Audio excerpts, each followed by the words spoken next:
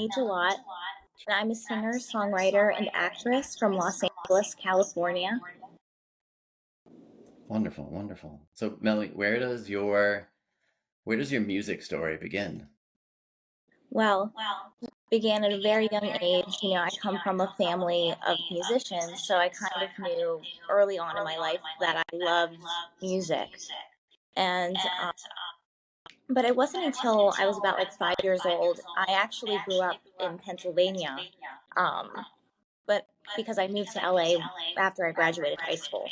Um, but in my small town where I lived, my mom took me to a local music store one day, and I don't really remember it fully. It wasn't until like she told me about this later, like Sure. in life and everything. But I went in there and there was a woman giving a voice lesson, and they were singing songs that I loved, like Disney songs and things like that. Yeah. And it just like looked really fun to me, and I guess I wouldn't stop talking about it. And so my parents saw that I had an interest in wanting to pursue singing, and so they got me some lessons, and I really haven't stopped singing since. And then from there, throughout my childhood and my high school years, I was very active in my school's music department. I was in like pretty much anything I could be in that was music related. I was in. Like I was in chorus, concert band, marching band. I was in the school musicals, and then I would do community theater and perform. And I got to meet like a lot of people my age from different school districts. So a lot of the friendships that I had, it was because of the arts. Yeah. And it wasn't until I was older in high school that I really got serious about my career, and it was something I knew that I wanted to pursue professionally. And so I trained at the Pittsburgh CLO, and then I was auditioning for colleges my senior year, and I applied to AMDA, and I got in, and I just graduated in 2022 with my BFA in acting and performing arts. And since then, I have worked as an actor and voiceover actor. And then last year, in December of 2022, I began to release my own music. Mm. So here we are, one year later. How does that feel after all these kind of steps along the way, and then getting to that point, and last year, and then here you are a year later after this dream. What does that feel like then? It's so surreal to me Yeah. because I've always wanted to release my own songs. I just never really knew how that would happen for me. But I'm really glad that I took the chance and began releasing my music last year. I mean, looking at because I mean, we were just talking about earlier about how you found me through my Spotify Wrapped. Yeah. And um, not that numbers matter whenever, like when I'm producing my music and I'm writing songs, I don't think about, oh, how many streams Yeah. am I going to get? Like, you know what I mean? Like, I'm not like thinking about like, but when I Yeah. looked at that, I mean, yes, it's not as many as like as famous people have. Like they have millions of streams and everything. But I mean, the fact that my music has been played in over 95 countries, and Yeah. I had 22,000 listeners in it like under a year is just Yeah. really mind blowing to me. And it's really shown me because of, just like meeting and talking with you today, like I've met so many wonderful people Yeah. throughout this entire process this year. And it's really just shown me that music is a universal language. Yeah. And I mean, I saw that you kind of put that into your own words as far as, the process goes, that, you have this opportunity to, inspire, heal, and connect. And I mean, that's what kind of like caught my attention, because that's my whole purpose with a lot of what I do. The stories that people tell, and music is that to me, is the stories that is behind it. Certainly there's songs that didn't need to have a story, didn't want to have a story, and that's fine too. But a lot of what I come back to, what continues to resonate, is the one that goes, oh, whether that was personal to that person or not, I at least felt that there was something that was behind it.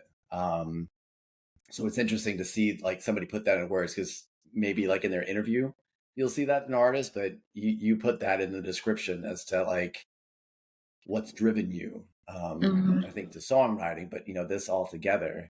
So how do you, in an industry that doesn't seem to always veer that direction, that seems to be the anomaly. It's like, how much, like you said, the numbers are important, but for a lot of people, it just feels like that's the driver. How do you stay grounded to being able to create music that's that healing and connecting and inspiring them despite all what's going on around you in the industry? I've kind of found that through acting and singing and songwriting, everything comes with each other. And Yeah. it's certainly been a journey navigating in the music industry because, I training wise, I as a singer, I mainly have done musical theater. And whenever I began this, I really didn't know how people were going to react to me wanting Yeah. to be a recording, like, because I'm more known for being an actress, but people know me more for. So Yeah. there was a little bit of fear in that, like, like, oh, Sure. Sure. will people accept me, as, for wanting to be in Uh, my own artist yeah. instead of singing other people's songs, and Right. uh, the response that I received, I just feel very grateful that people actually like want to listen to my music and love it. Not only just like want to listen to it, but they resonate with it. Yeah. I think that that's ultimately what drives me the most is the fact that um if I can be that light in someone's life, or Yeah. like it really just inspires me. um my mom and my dad, they always, if I had a platform of my own, or like doing this, like first and foremost, I should do it for good. You should take Yeah. your abilities that you have, your god-given talent, and you should use them for good. And that's Yeah. you know my ultimate goal as an artist. But I kind of tell a little bit of story about, like, why Cool. I really feel that very strongly about that. I was when I was 14 years old. um I wrote a letter to one of my favorite actors of all time, and she's actually the reason why I wanted to pursue acting in the first place, Yeah. was Carol Burnett.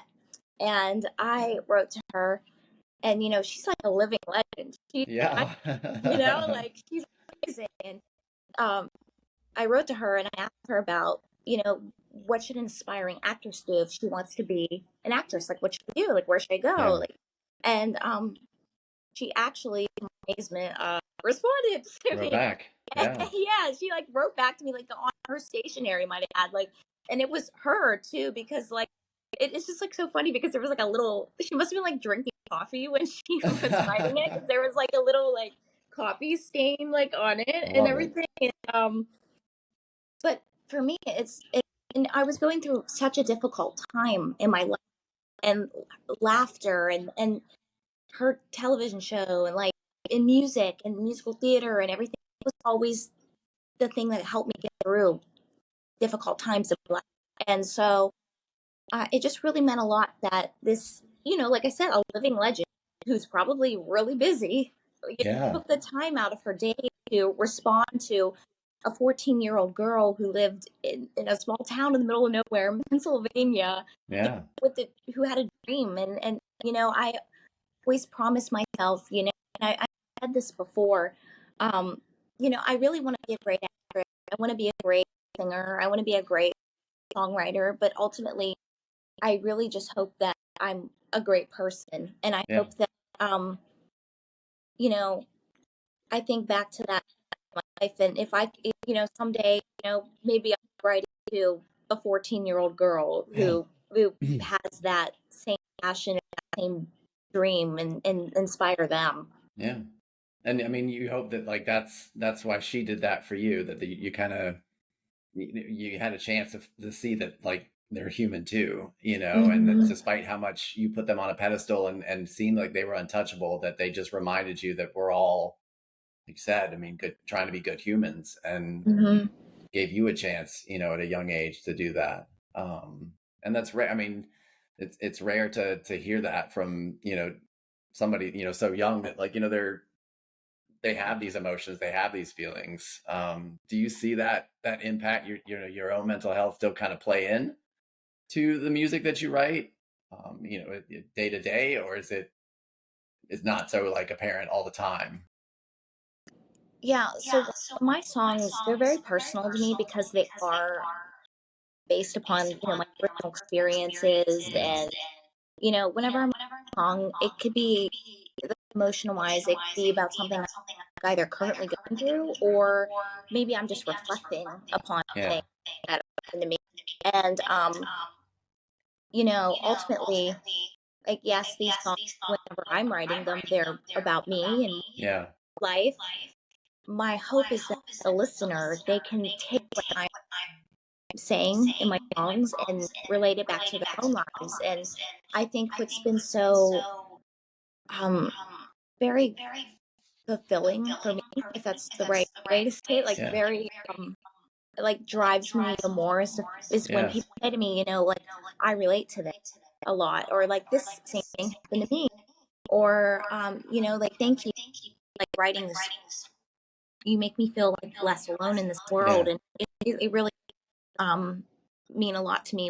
I, I can, like I've said, like, do that, like, in someone's life, Yeah. especially, when it's somebody I don't know, because you Yeah. never, don't really know. I kind of sing a song, everybody's somebody. You don't know what people are going through. Like, No, yeah, right. people put on, like, there's people, they put on the brave face all the time. You don't Yeah. really see them behind the scenes going Cool. through what they're going through. So far, the songs that you've written, and the people that people have come back and said that to you, are they the ones that you expected to have somebody come and say like, yeah, I felt that too, or is it the opposite? They were like, wow, like that took me, that was nothing, like that was really like a very minor blip in my world, and I had no idea like somebody was going to even like pay attention to that one, or is it? Yeah, how does that come out so far? I would say for me, like, when I didn't, like, everybody's song that I just about, like, I kind of people would be like, I Yeah. think, you know, we all, like, all go through our own personal struggles. And I also wanted people to know, like, a song, like, yeah, I have personal struggles, which I think something, like, refreshing in artists, like, or somebody like we were talking about, like Carol Burnett, like Yeah. people in that, realm. It's kind of like refreshing in a way to know, like, even these people go through things, Yeah. like, Yeah. um but the song that I really like, I knew it was relatable, but I didn't expect the response that I got from it, Yeah. was my song called Actor. Yeah. And I was actually, I mean, I hate why I know you, but then so I'm always curious, like, is that how artists see themselves? They're like, man, like I forget, I think it's Logic, that the song that everybody picked up on him was his 1-800, like his suicide song. And I've heard him say, and I think it's in his memoir, like he doesn't want to be known for that song, but like here's what everybody knows you as. So that now I'm always curious, like, is that how people see themselves too? Is no, like I don't want to be famous for that song, or like is that what they were hoping for? Like that's the song to rest. So I'm glad you are going to talk about that song, because that's why the first thing I was curious about was like, is she going to tell me that like this is the one that hit her the most, and she's not surprised, or is she like, man, that was nothing. Like I don't want to be known for that. I don't want to ever feel like that. Like, I don't want to be known for my art. I Yeah. take pride in everything that I create. So I'm always proud of, if I put something out, it means that I'm proud of it, or at least, Yeah. like, at this point in my life, like, I'm proud of it, because I know, like, the songs that I'm writing now, 23-year-old self, like, these songs, like, when people are like, oh, like, I really hope that they aren't my best songs I ever Yeah. released, because it means that I didn't grow as an artist. And when you Yeah. don't grow as an artist, you also don't grow as a human being, because I Yeah. feel that the two go hand in hand.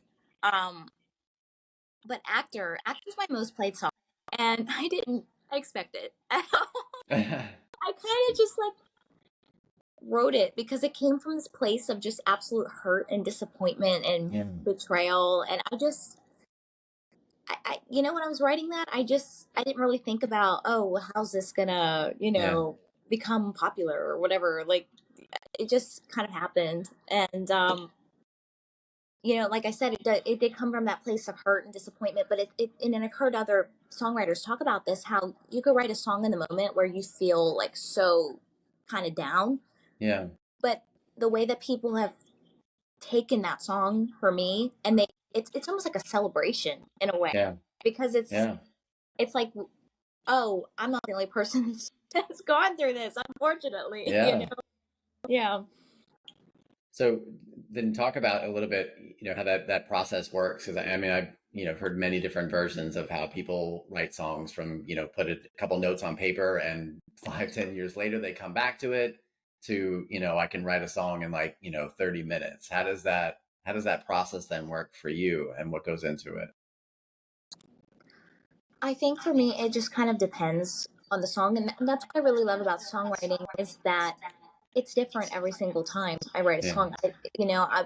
I could either be thinking about something that happened to me in the past or what I'm going through, and I'm just writing, or it could just like randomly happen to me. Like I said, my song "Everybody's Somebody," I literally just started humming it in the shower. Like it just like came out of nowhere, and I just, Do you like dash out? Do you like dash out like quickly, or do you have a pad like in the shower so you like don't forget these things? no, Or I was just like kind of like, and it's a song where you do like kind of move your head a bit, and I just yeah, remember, oh my god, I have to write this. So I remember I was up all night, like I stayed up all night just writing it down and everything, because I didn't want to forget it. yeah, yeah, But then there've been other songs, there's songs I've been working on that have taken me like months to do. yeah, Um, so yeah, it kind of just depends on what the song is, or like what my vision is for it. yeah.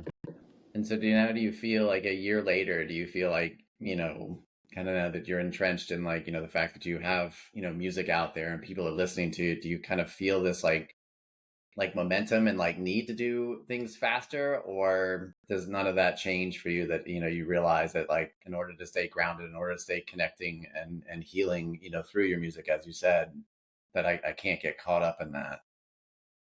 I would say yes, no, just because I want to make sure I don't want to go like several years without putting anything out. You know what I mean?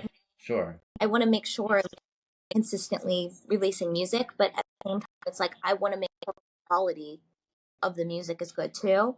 yeah, And I think when you start to have more attention towards you, it does put more pressure on you as an artist, because like any artist, you want to make things that are good. But for me, it's like I not only want to make things that's good, but I also want to make something that people can resonate with.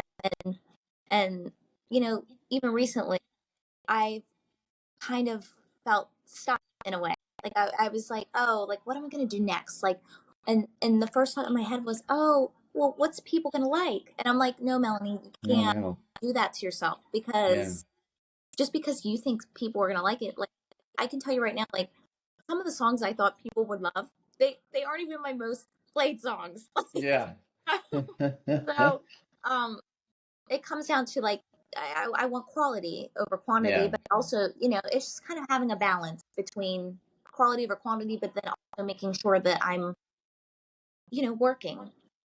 yeah. Do you feel that kind of mentality is shifting? I see a lot of, and it could be the fact that I'm like in my 40s and now listening, to artists and watching, what my kids are going to